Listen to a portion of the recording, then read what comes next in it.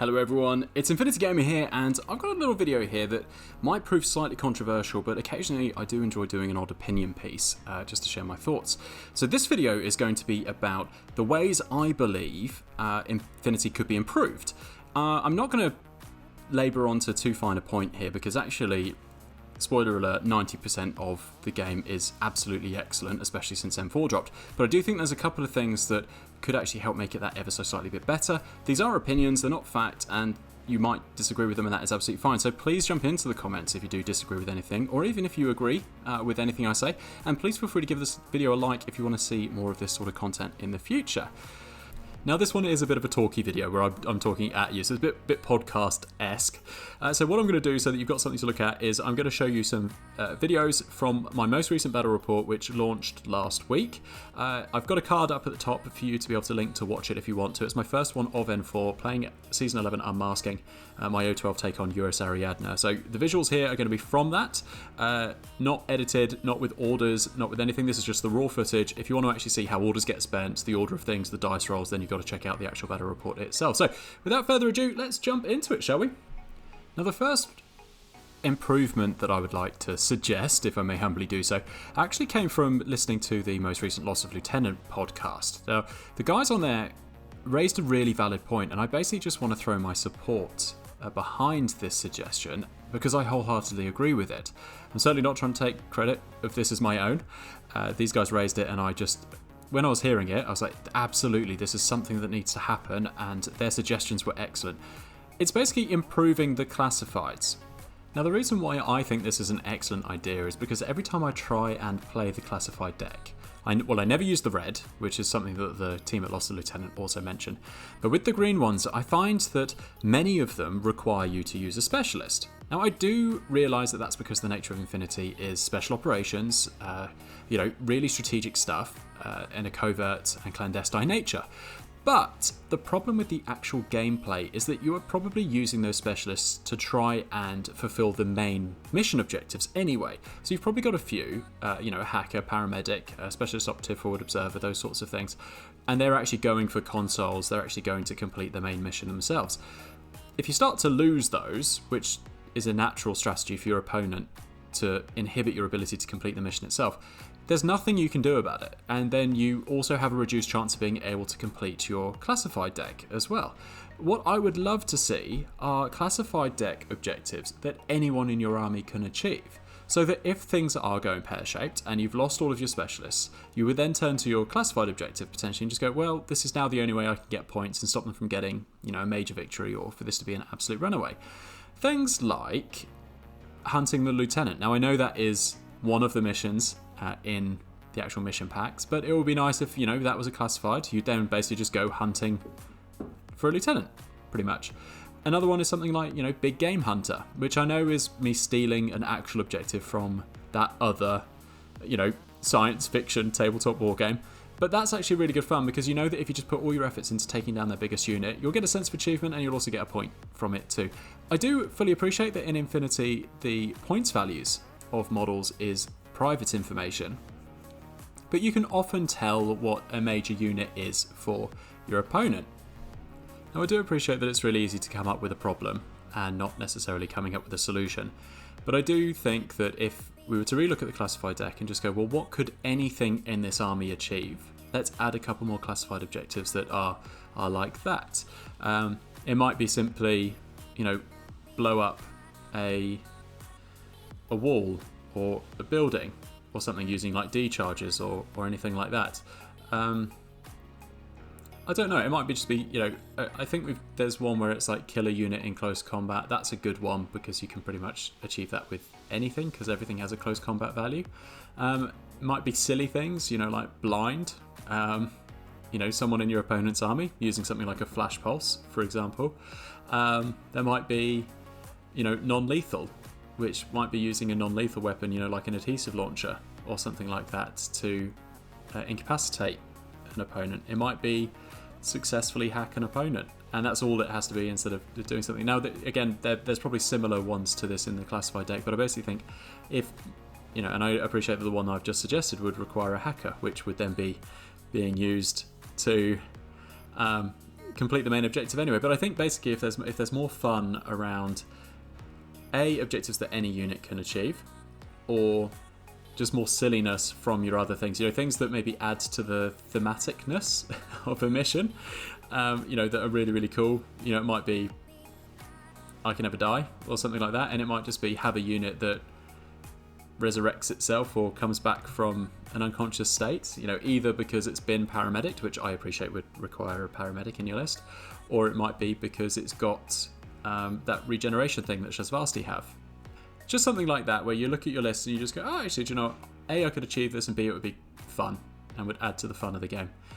I think that would be a great place for the classified deck to go to. That's that suggestion. Again, do you agree? Do you think that the classified deck is fine? Do you think it's about time for it to have an update with different types of missions, maybe something that's a little bit different? Who knows? That's just my suggestion. I would like it if classified. Maybe that's. I'm actually thinking about it. I might be coming at this from maybe the wrong place, because in my last few games where we have had the classified objective deck, I've pulled the cards. In fact, we play it so that you pull 2 and then you take the one that you can do, or you have the highest chance of doing. And in most of the recent games, I've pulled the classified deck and I haven't been able to achieve anything, either because my list hasn't been built that way, or just because it's going to be so impossible. It's like out of touch with what the mission is and what I'm going to be trying to achieve. So there's just no point me even going for it. And it is a shame, because even though there are huge swings in Infinity, generally if you're losing by a lot, because a lot of the missions themselves have, like, if you're winning by more, add bonus points to that sort of stuff. So it's like you're already crushing your enemy and then you get rewarded for crushing them by even more. That's something where if there were a classified deck where it was maybe slightly more achievable, there were secondary objectives that maybe helped you score, you'd have closer games.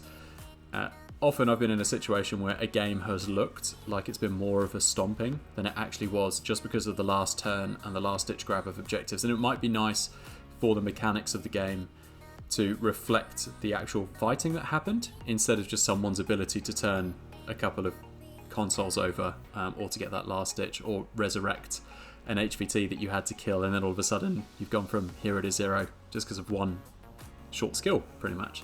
That's just my opinion. If you agree, please jump in the comments. If you disagree, also jump in the comments, and just let me know your thoughts. I'm keen to hear your opinions on that matter too. Another thing I would love to see more of from Corvus Belli are narrative campaigns. Now, whether those are fixed storylines, whether they're global campaigns, like I know they've done historically. Obviously, they do some in relation to the ITS packs, but anything that would help us immerse ourselves in the world and the conflict that's happening. I'm working on an N4 lore video that gives you a sense as to what's happening right now, where we're at after the launch of N4. But I would love for more opportunities for us to play out the battles that have made up the fabric of the story of the Human Sphere. Now, whether that is as simple as each faction kind of has 3 campaigns where it's at the core. So, for example, there might be 3 Nomad ones where an opposing army, and it almost doesn't matter who it is fighting the Nomads for control of something, for example. And then it might just be in your local gaming circuit, you might be a Nomads player, so you gravitate towards those 3, and you suggest that your opponent, you might play one of those narrative missions. Now, it might mean that the core mission itself is specific. So it might be like an HVT extraction, for example, but there's a bit of a story as to who the HVT is, why one army has hold of them, and why the other is trying to extract them. Now, it doesn't have to be heaps of narrative campaigns. It can just be a little bit, but I just want something that helps us understand the story of the Human Sphere slightly better. That, to me, would be a great addition to the game. I do think, if I'm going to draw a comparison with GW, that they go too far. You've got to have this specific army, you've got to have these specific units pretty much, and you've got to have your table set up for X, Y, Z. It's a huge investment if you want to get into the narrative campaigns. I think there's a way to do it in a Corvus Belli-esque style, where it's involving, it's amazingly immersive, but it doesn't require you to spend thousands of dollars to make it a reality. It takes what you've already got, but it just puts like a more creative spin on it. That's another suggestion I would like to make, is that there's more campaign narrative missions elements to N4. Again, jump in the comments if you agree, if you disagree, if you think it's fine as it is, if you think I'm just missing something, maybe I should just be playing the RPG game if I just want a little bit more of the story of the Human Sphere. But yeah, let me know your thoughts on that. I'd be really keen to hear what you think. Another thing I think Corvus Belli would benefit from focusing on is bringing out models for units that do not have them. In my mind, it would just be amazing if the priority was, especially right now with N4, is if they could create a sculpt for every single unit that they have, and then do additional sculpts or re-sculpts of older units. I've been using the Raptor maybe half a dozen times since N4 dropped, but as far as I know, nowhere on the horizon is a model, and it's actually quite a good unit.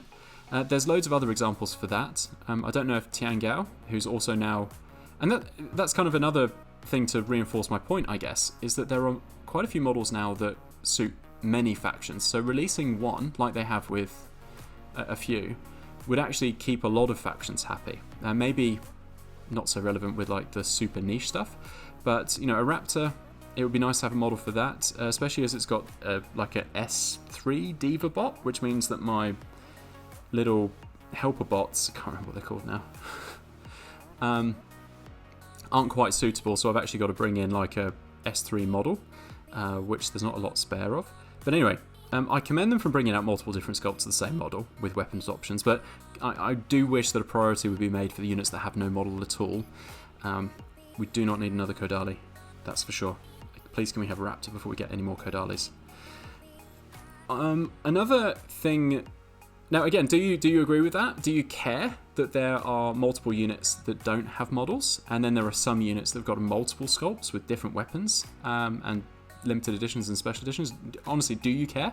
Jump in the comments. Is it a big thing that bothers you, or is it something where you'd actually rather that was low on the priorities list and something else got seen? Please jump in the comments and let me know. I'd be really keen to just get a sense as to what the community thinks on that front. Another thing I wish that they would do to improve the game is to add hacking programs to printed lists from the army builder.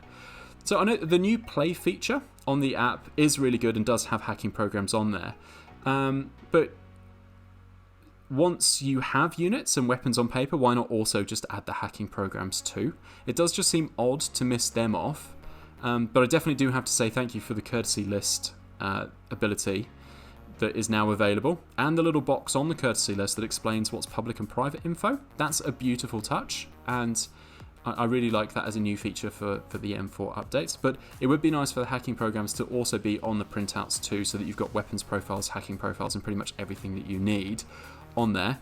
For us old people who are still using printed lists more than we're using the play feature on the app.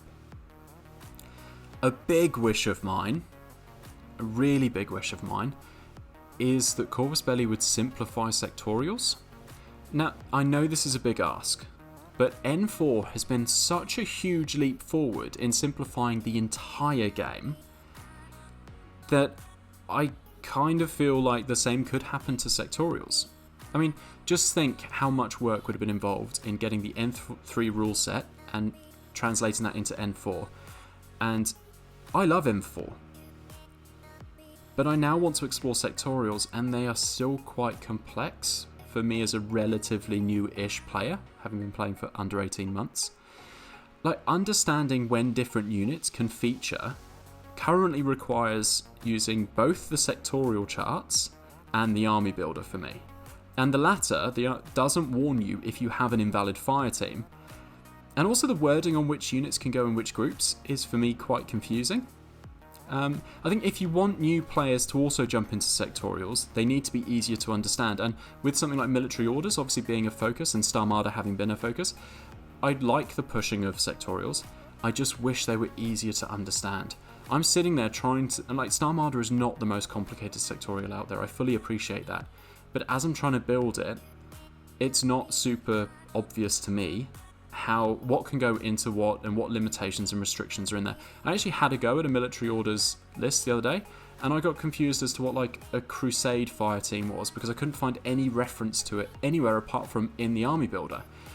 So for me, that's definitely a big thing. Surely you can simplify how sectorials are made up. Maybe it's the keywords that are used, you know, core. Maybe that gets confusing as to like anything with core keyword can then go into a 5-man, as opposed to like this is a Kappa core, this is a Beta core, this is a Nyoka core, and only those can form a core. But you can have a 4-man core of Kappas with a wild card, and that becomes a 5-man core, which is, I understand that. But then it's like, this can be in it unless it's got this in it, and then that, and it's like, come on guys, surely we can simplify this and make it a bit more straightforward for newcomers. I know that that's maybe too much to ask, but I really, really, really would love sectorials to be cleaned up so that more people can jump in them and actually just enjoy them from the offset. My last... No, again, sorry, before I jump in the comments again. Do you think sectorials are fine as they are? Do you think I'm just a guy who can't wrap his head around sectorials and that I'm in the minority? Or do you think they are a little bit more complicated than they need to be and that they could and should be simplified if possible? I'd really like to hear your opinions on this. This is an opinion piece, so your opinions are welcome as well as mine. I've saved my most controversial to last. And if you unsubscribe as a result of hearing what I'm about to say, I will fully understand and I won't judge you for it. I struggle with recreations. In the lore and in the model lineup and in some of the factions, it's maybe my least favourite element of Infinity and the human sphere. Now, not recreations as a whole. I would personally love it if recreations were maybe slightly twisted to be recreations of famous people and legendary characters within the human sphere. Let's say Adil Mamut, gets in a cycling accident and dies, and then the AI decides that they need to bring him back because he's inspiring and he's great for Yujing. Love it. Okay, maybe not the cycling bit, you should always wear a helmet. But that would make more sense to me and would be a better use of the recreation mechanic than recreating Beethoven for a concert on Concilium Prima. To me, it's the idea of bringing back people who are from 300, 400, 500 years ago and thinking, do you know what, they'd be great in the future, that I struggle with the most. We have legendary characters in the human sphere. Kodali is an absolute legend. Nauf, he is obviously got his own, he's part of Outrage, so is legendary in his own right. Obviously we've got Adil Mamut, we've got a bunch of characters that are already forming legendary status within the human sphere just because of their involvement in the lore. Anyway, and there's a whole bunch of others. When I'm then looking at things like William Wallace, even Joan of Arc, I don't love those as much. I do realise that is divisive because some people love their Joan of Arcs and they love their William Wallaces, but do you love it because it's William Wallace and Joan of Arc, or because of the profiles and what they can do in your army? If that wasn't William Wallace and it was Tungo Tombestein, would you still love it as much? Or would you love it more because it's actually part of the lore of the human sphere? Now I'm going to end on that because I think there might be time for me to go into the comments and see what everyone thinks of, especially that last one with the recreations. But yeah, I am not a huge fan of that. Adding a layer of... I should have stopped. I should stop now. Okay, if you don't want to think less of me, stop this video right now and just walk away. If you want to run the risk of hating me forever, continue this video. I especially don't like the recreations that draw on other popular culture and famous people who are still alive today. I'm not going to get into the whole Gina Carano, Shona Carano issue right now, but I think it helps to highlight maybe the fact that the risks are not quite as high as the rewards of those sorts of ideas from Corvus Belli.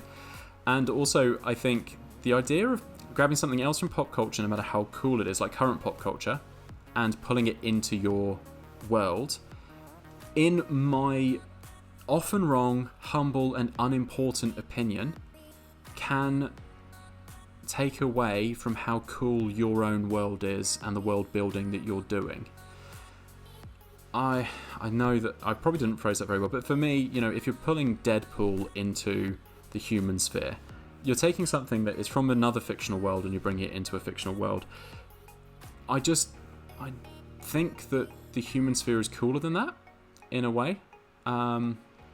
Again, I might be way off base here, but this is me taking the only thing I really don't like about the human sphere and the lore and the history, especially having just read the core book, where there's so many fantastic things in there, and it is a great world, and the story is advancing so well. I just want to fully immerse myself in the betrayal and the core book and the world as it is right now, with all the rich characters and the history and the world building and everything. And then you look at the model lineup and I'm like, William Wallace? Like, what are you doing here? I mean, I genuinely prefer, like, the wolf people and the bear people. They're cool because there's a bit of history as to how they've existed. But then, you know, I'm seeing kind of like a Joan of Arc, and yet the model is okay. But again, I just wish maybe you'd created your own character who I could root for and like try and read about in the books and try and understand their backstory and their history. So yeah, that's just me. I did tell you should have ended this video a couple of minutes ago. Jump in the comments, let me have it. Tell me why I'm wrong. I really don't mind. I realise that there's sometimes consequences to putting this sort of video out there, and I'm willing to take it. So please just let me know if you agreed with any of this video.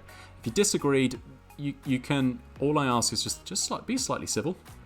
If you disagree with me, but yeah, those are my thoughts. Those are my opinions on a few things that could make Infinity better. It is already a fantastic game. It is amazing. N4 is I love playing it. Every time I play a game and I lose, I still am hunting for the next game because I just enjoy the mechanics so much, and I enjoy the models, and I love painting them, and I love the stories. It is by far my favourite game. I'm unlikely to ever go back to Warhammer 40k as a result of finding Infinity. So I'm really nitpicking here. And if you agree with any of it, please jump in the comments and let me know. Give the video a like if you like this type of content. If you disagree with the type, you can give me a dislike if you find it easier, but I'd much prefer to hear your thoughts on why you disagree so that I can maybe educate myself on other people's opinions instead of you just disagreeing and then leaving. Thank you so much for taking the time to watch this video. I always appreciate it. Thank you so much for your support, and I will chat to you again soon.